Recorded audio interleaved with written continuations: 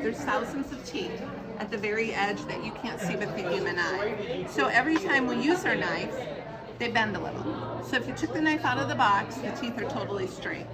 If you slice a tomato, nothing happens. You start cutting squash, they start to bend. Frozen chicken, which you shouldn't do, they really bend. So if you never hone your knives, then your teeth are very bent, and your knife feels dull, and you're really disappointed. So what we do is we recommend honing your knives regularly. Sometimes that's every day, sometimes once a week, all right? The splatter edge is a good gauge, but what happens is I fall in when I start honing. So another trick is Geometry 101. Remember when we sat in geometry and we said, when am I going to use this? Well, here we are.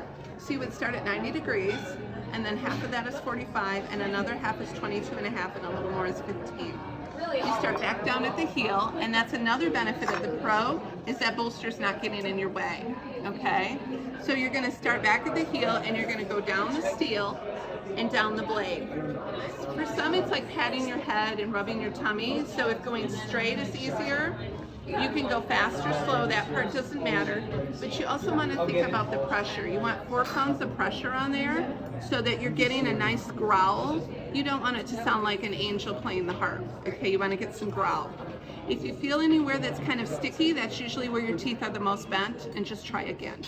You're going to do 6 or 8 times a side, okay? This is kind of like combing your hair. You're going to comb your hair every day, but you're not going to cut it every day. But if you don't comb your hair every day, what are you going to do? You're going to get it all matted, and you're going to have to cut it to start over. So use this as a maintenance. Do it regularly, but if your knives are so far gone, you may have to get them sharpened to start back to square one. This does not take steel off. It only straightens those teeth. So for me, it's like therapy. I do it all the time.